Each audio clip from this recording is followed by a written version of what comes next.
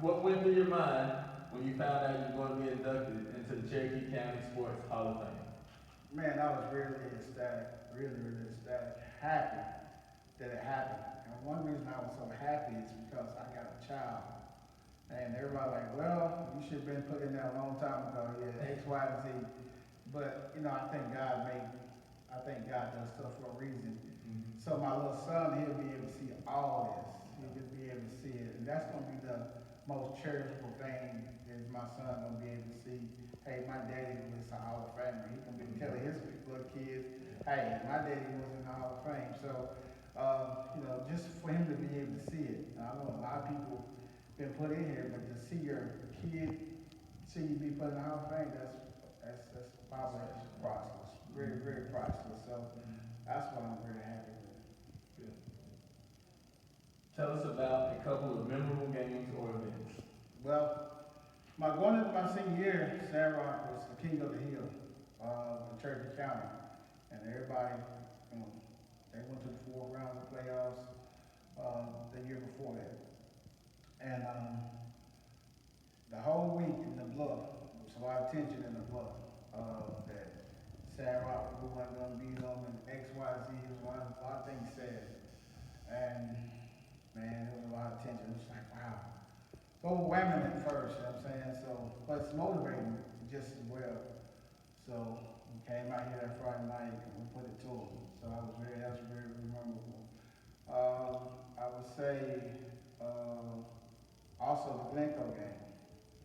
The Glencoe game is because it was a gas and time game of the week. Um,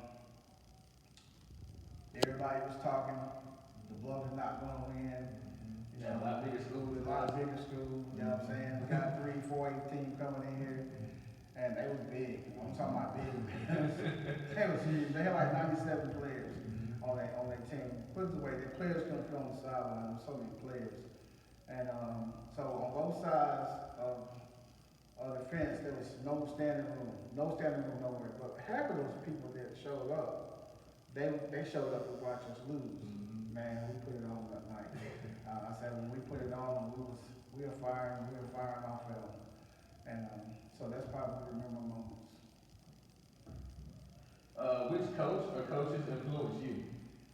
Well, I was lucky to have in my life to have good coaches from the Little League football to Dixie Youth to et cetera, et cetera. I was lucky to have good coaches, hard-nosed coaches that was really good, you know.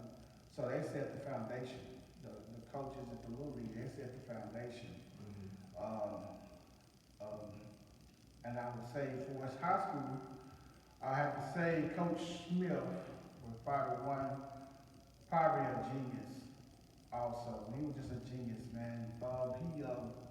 He knew offense real well. He knew how to scheme it, like based off what the defense was doing, color formations, and it was wild. He made all state 2 years in a row based off a good scheme. So, his scheme, his strategy was real good, and he was. I think when he was here at Cedar Bluff, he got like I think it was 7 guys that made all state running back wise, and that hasn't happened since he left. And Coach Faulkner, like I say, he was just for the defensive line. I never seen somebody come up with stuff like that. He was coming up with it. And, I haven't played college ball and I never seen like stuff that he was calling. I never seen it even do it in college. And I guess Coach Pierce and Coach Howard, they were more like motivators. It was like real motivators, you know what I'm saying? Coach Pierce knew exactly what to say to trigger you. Coach Howard, he knew what to say to get you motivated just as well. So they were real good motivators. And that's all I have to say. Talk about your teammates that played a part in your success. Well, football, not just football, just overall, I played with good guys. That sacrificed a lot for me to be in this position. I understand that. So, what I'm saying is, football-wise, you got to look at your Jermaine Harrisons, your Ben Fives, the Timber Cliftons,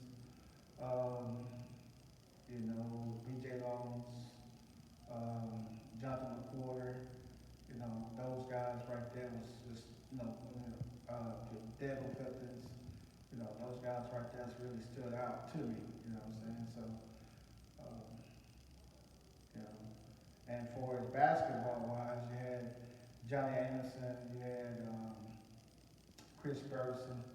Those guys led us to the Sweet 16 my senior year. First time we won an area in basketball. I don't know if we ever won an area. I never seen that before. In basketball, normally Collegeville moved the area in basketball. But that was the year that we broke that trend. We broke that trend. We went to the Sweet 16.